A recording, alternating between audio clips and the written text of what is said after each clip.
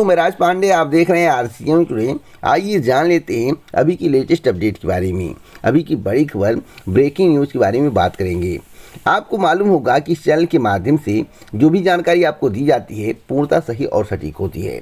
उसी क्रम में आज की 10 बड़ी खबरों के बारे में चर्चा करेंगे। पूरी जानकारी आपको विस्तार से देंगे। आपको यह भी मालूम होगा कि विभिन्न समाचार पत्रों में जो भी खबर आता है इस चैनल के माध्यम से आपको बताया जाता है। आपको यह भी मालूम होगा कि खुद जानकारी कलेक्ट करता हूं, उसके बाद आप तक पहुंचाता हूं।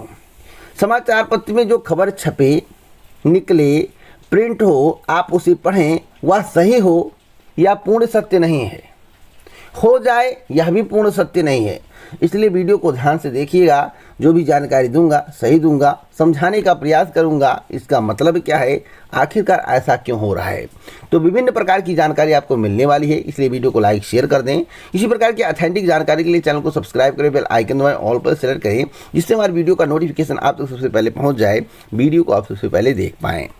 सबसे पहले मैं बात करूँगा, आप 25 मई की एक खबर है और मैं आपको बताना चाहता हूँ, ज़्यादा पुराना खबर नहीं है। इसमें लिखा हुआ है, लखनऊ में बैठकर झांसी में मेट्रो दौड़ा रहे अफसर, हकीकत में कुछ नहीं है।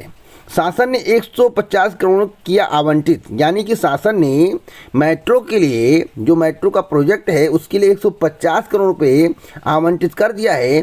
अभी फिजिबिलिटी टेस्ट तक नहीं हुआ है। तो आखिरकार मेट्रो कब बनेगा?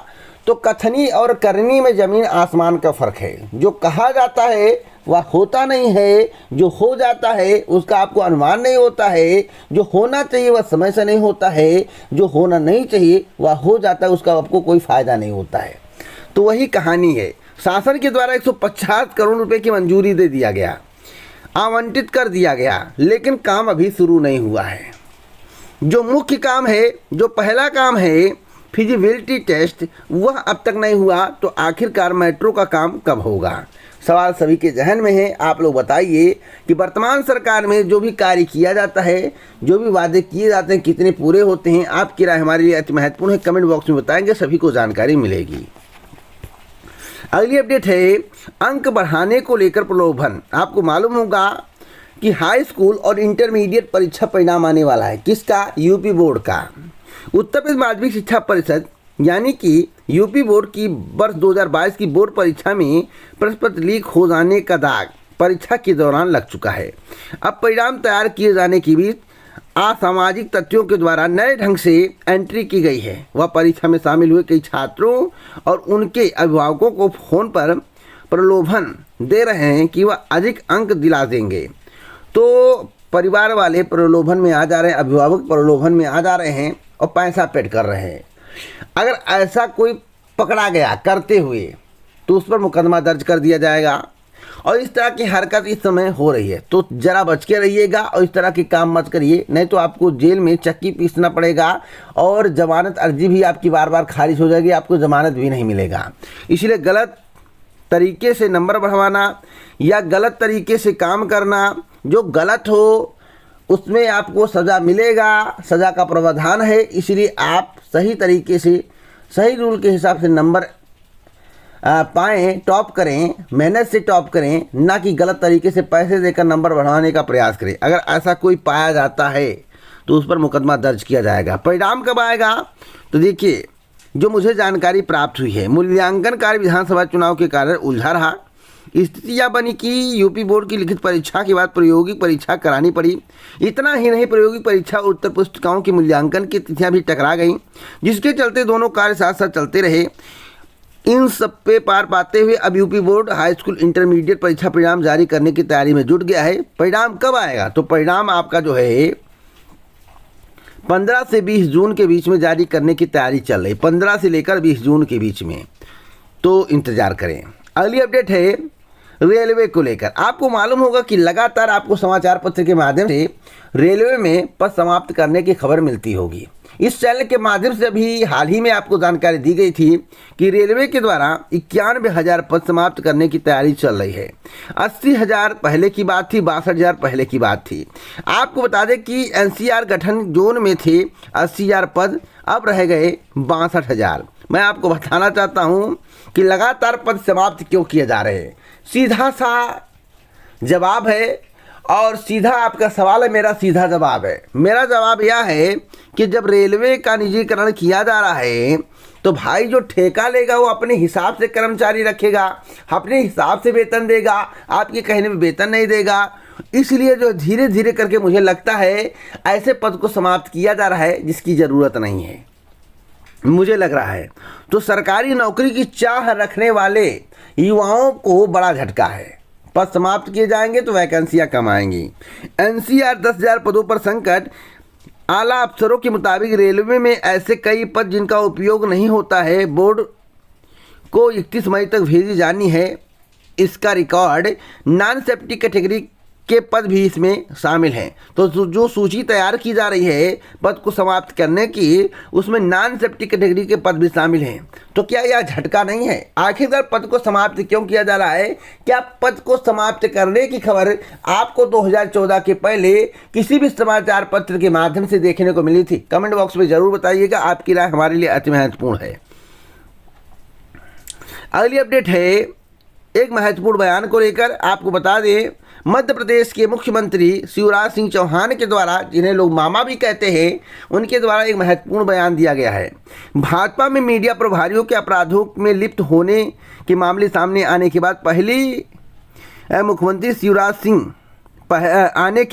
मुख्यमंत्री शिवराज सिंह चौहान ने प्रदेश स्तरीय कार्यशाला को संबोधित किया। प्रदेश के 56 संगठनात्मक जिलों से आए मीडिया प्रभारियों एवं सहायक प्रभारियों को संबोधित करते हुए शिवराज ने कहा कि प्रधानमंत्री नरेंद्र मोदी की छवि नेहरू और इंदिरा जैसी बनाने की जिम्मेदारी हमारी है। इसलिए चाल, चरित्र और चेहरा पारदर्शी रखकर ऐसा काम करें ताकि कोई उंगली न उठा सके। इसका मतलब है, जब प्रधानमंत्री नेहरू इंदिरा गांधी का शासनकाल था, बात समझ रहे हैं, जब नेहरू और इंदिरा गांधी का शासनकाल था, उस समय व्यवस्थाएं बहुत अच्छी थी और ये लोग ईमानदार थे, इस बात से प्रतीत होता है। मैं खुद नहीं बोल रहा हूँ, समाचार पत्र में आया हुआ है। पत्रिका न्यूज नेटवर्क, सच्चाई आपके सामने है। यह कितना सही है आप लोग सर्च कर सकते हैं। अगर यह बात गलत है तो कृपया कर कमेंट बॉक्स में बताएं, क्या यह समाचार पत्र में खबर निकला था या नहीं, या शिवराज सिंह चौहान ने स्टेटमेंट दिया था या नहीं। आपकी राय हमारे लिए अति महत्वपूर्ण, इसलिए कमेंट बॉक्स में जरूर कमेंट करिएगा, इसके बारे में अपनी प्रतिक्रिया जरूर दीजिएगा। अगली अपडेट है, गुजरात में बोले प्रधानमंत्री मोदी। जैसा कि आपको मालूम होगा कि 2022 से लेकर 23 तक 11 राज्यों में विधानसभा चुनाव होने हैं, नवंबर से लेकर 2023 तक। उसके बाद 2024 में लोकसभा चुनाव है। कार्य की स्थिति को देखते हुए, कार्य की प्रगति को देखते हुए, मोदी जी के चेहरे को देखते हुए हो सकता है कि सत्ता में पुनः वापस हो जाएं। आपको क्या लगता है कि मोदी जी 2024 में पुनः सत्ता में वापस हो पाएंगे? और 11 राज्यों का जो चुनाव होने वाला है उसमें किसकी विजय हो सकती है? क्या पुनः बीजेपी रिपीट हो सकती है? आपकी राय हमारे लिए अति महत्वपूर्ण है। लेकिन देश के प्रधानमंत्री नरेंद्र मोदी ने एक महत्वपूर्ण बात कही। उन्होंने कहा कि 8 साल में ऐसा कुछ नहीं किया जिससे लोगों को सिर झुकाना पड़े। तो क्या आपको ऐसा लगता है कि देश के प्रधानमंत्री जी ने ऐसा कोई कार्य नहीं किया जिससे आपको सिर झुकाना पड़े, आपको परेशानी हो? कमेंट बॉक्स में जरूर बताइएगा।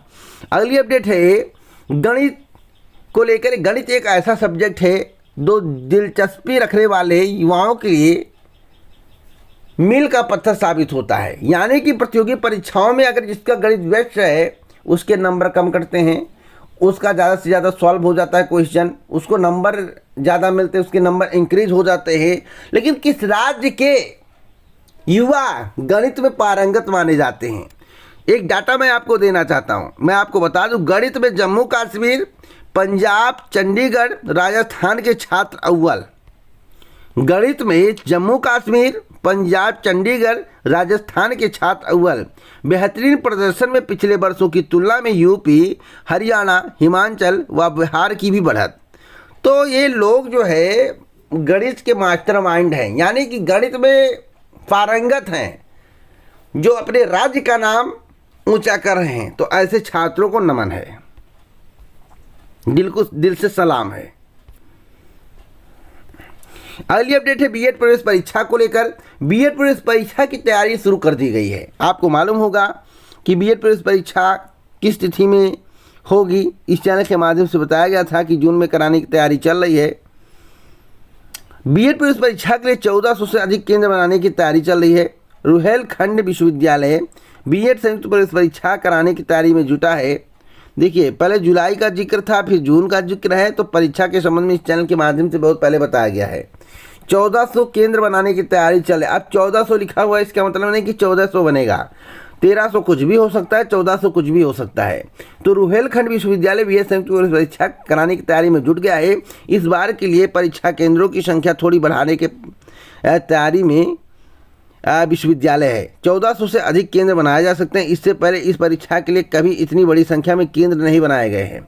बीएड प्रवेश परीक्षा के लिए फॉर्म 20 मई तक भरवाए गए थे। इसके बाद विश्वविद्यालय की ओर से आवेदनों, उनके साथ संलग्न प्रमाण पत्रों, भारांकों की जांच के लिए टीम बनाई गई।